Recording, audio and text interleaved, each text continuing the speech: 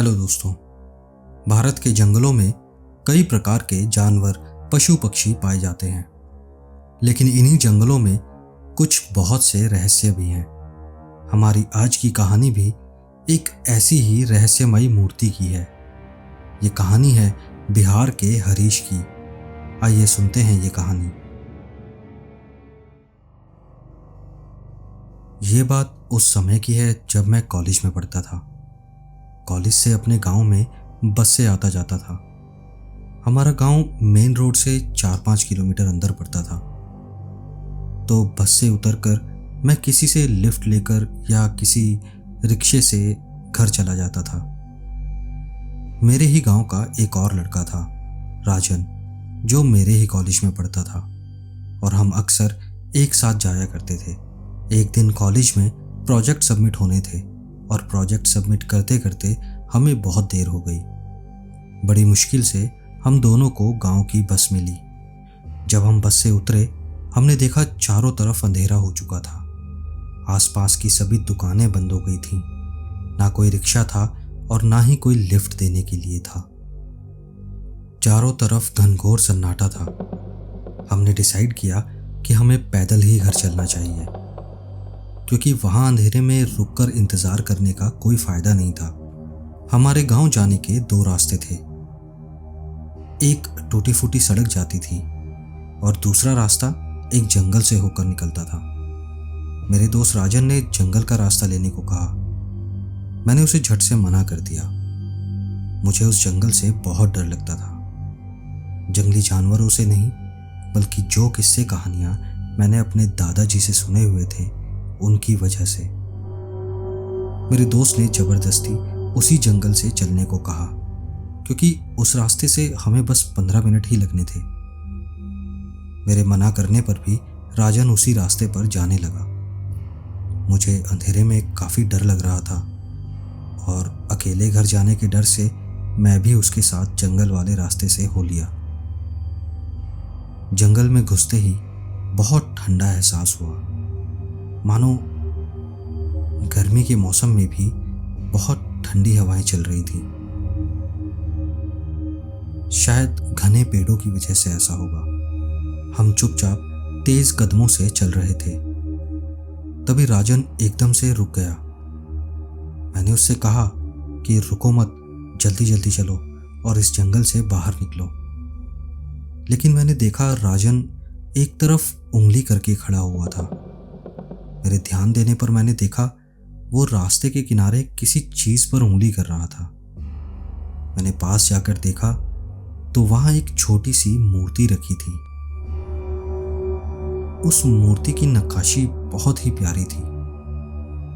उसकी आंखें ग्रेनाइट के काले पत्थर से बनी हुई लग रही थीं। ऐसा लग रहा था जैसे वो आंखें हमारे अंदर झांक रही हों।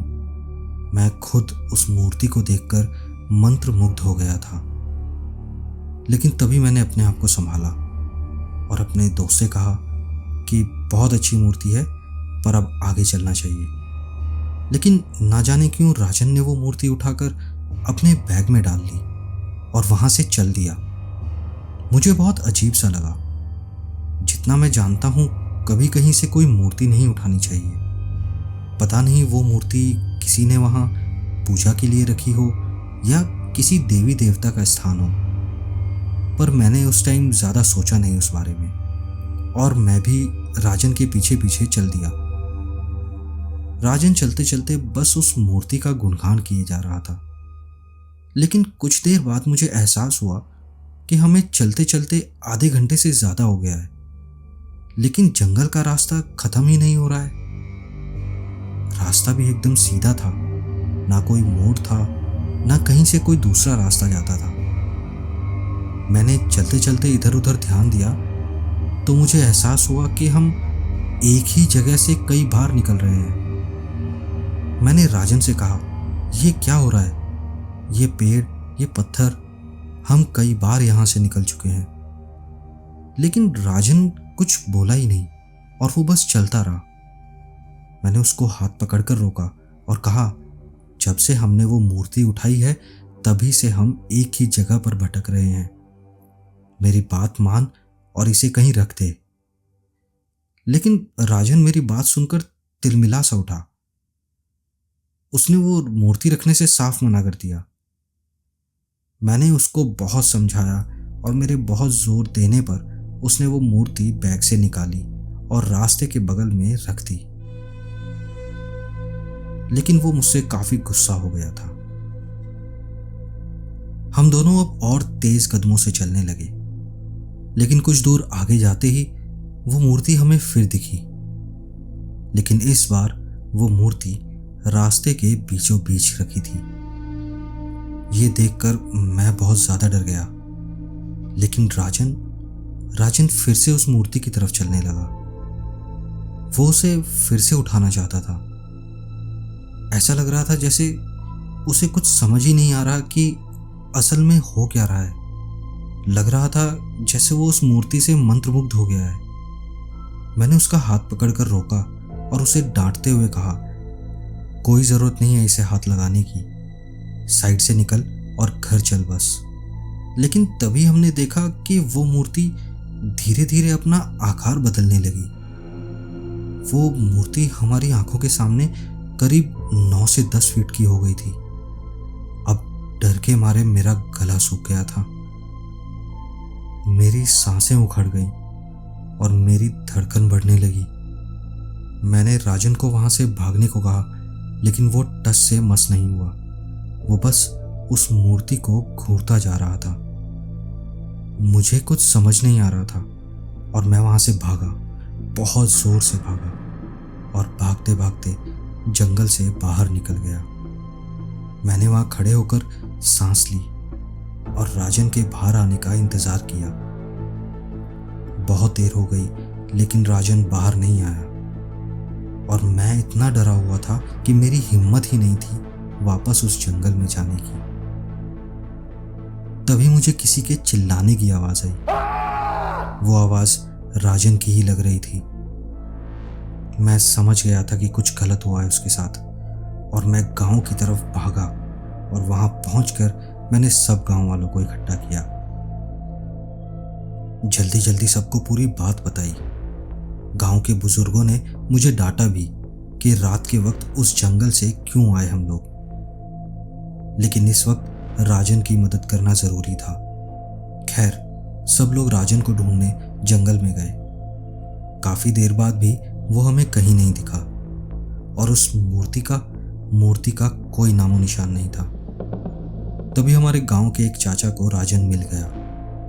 सभी लोग वहां दौड़कर गए, लेकिन वहां का नजारा देखकर सबके होश उड़ गए। राजन एक झाड़ी के पीछे पड़ा था। उसके गले में एक लकड़ी का टुकड़ा घुसा हुआ था और वो लकड़ी का टुकड़ा उसने अपने उल्टे हाथ से पकड़ रखा था। चारों तरफ खून ही खून था और राजन मर चुका था। सब लोगों को बहुत हैरानी हुई कि कोई अपने हाथ से अपने गले में एक लकड़ी का टुकड़ा कैसे घोंप सकता है। वो रात आज भी मुझे नहीं भूलती। मैंने उस दिन के बाद उस जंगल की तरफ कभी नहीं देखा। आज मैं मुंबई में रहता हूं, लेकिन वो किस्सा मेरे दिमाग से नहीं निकला है। आज भी मुझे लगता है कि शायद अगर मैं राजन के साथ रुक जाता तो उसको बचा पाता, या फिर मेरा भी वही हाल होता। आज तक कोई नहीं जानता कि वो मूर्ति किसकी थी, कहां से आई थी, किसने रखी थी, किसी देवी देवता की थी या किसी राक्षस की। उस मूर्ति का रहस्य आज भी रहस्य ही है।